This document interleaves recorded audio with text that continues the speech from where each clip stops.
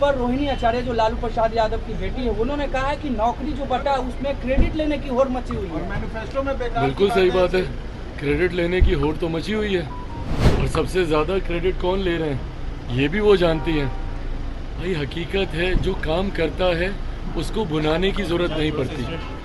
नमस्कार, मैं पीयूष कुमार फर्स्ट बिहार झारखंड देख रहे हैं। देखिए सम्राट चौधरी और साथ में जो चिराग पासवान है चुनावी कैंपेन कर वापस आ गए हैं। वही सम्राट चौधरी ने घोषणा पत्र को लेकर जमकर आरजेडी को सुनाया है, तो वही जो नौकरी लेने की क्रेडिट मची हुई है इस पे चिराग पासवान ने राजद को मुंहतोड़ जवाब दिया है। पहले आप सम्राट चौधरी के बयान को सुनिए कि आखिर उन्होंने घोषणा पत्र को लेकर क्या कुछ कहा है। सर, जो मैनिफेस्टो जमा हुआ सवाल उठ रहा है युवाओं के लिए, उसमें नौकरी के लिए कुछ नहीं किया।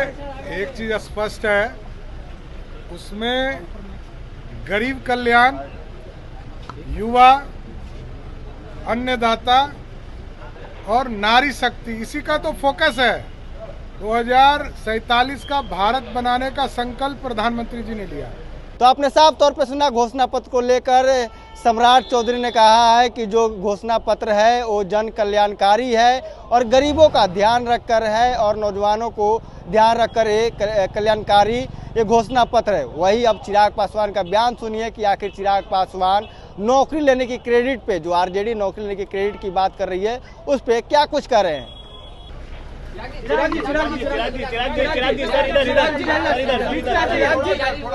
17 महीने में नौकरियां बांटी गई, उस पर रोहिणी आचार्य जो लालू प्रसाद यादव की बेटी है, उन्होंने कहा है कि नौकरी जो बटा उसमें क्रेडिट लेने की होड़ मची हुई है। मैनिफेस्टो में बिल्कुल सही बात है, क्रेडिट लेने की होड़ तो मची हुई है और सबसे ज्यादा क्रेडिट कौन ले रहे हैं ये भी वो जानती हैं। भाई हकीकत है, जो काम करता है उसको भुनाने की जरूरत नहीं पड़ती। आपका काम स्वतः बोलता है। आज आप गांव में चले जाइए, उज्ज्वला हो, आयुष्मान हो, या जिस तरीके से मोदी की गारंटी पे लोगों का विश्वास है, इसको बोलने की जरूरत नहीं पड़ती। बट जो लोग बार बार इसको ठोक पीट कर इसको ऑथेंटिकेट करने का प्रयास करते हैं, हकीकत में खोट उन्हीं लोगों के मन में होती है।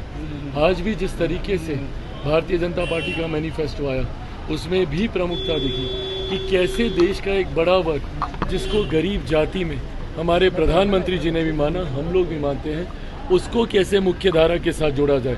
अभी तक लगभग 25 करोड़ परिवारों को गरीबी रेखा से बाहर निकाला गया है। 2047 तक भारत को विकसित देश बनाना है, तो बाकी के भी परिवारों को निकालना है। उस दिशा में हम लोग कार्य कर रहे हैं। तो आपने साफ तौर पे सुना, चिराग पासवान ने साफ तौर पे कहा कि ये लोग नौकरी लेने की क्रेडिट ले रहे हैं, लेकिन जिस तरह से मुख्यमंत्री नीतीश कुमार और एनडीए की सरकार ने काम किया है, इसमें होड़ मची हुई है। लेकिन इससे कुछ होने जाने को नहीं है। इस बार भी 400 से पार एनडीए इस बार सीट ला रही है। बहरहाल खबर इतना ही। इसे तमाम खुल के बन रहे हैं फर्स्ट बिहार झारखंड देख रहे हैं। पनोरमा ग्रुप, जो सोचता है वो करता है। आपके अपने सपनों का आशियाना। ये लो, मुंह मीठा करो।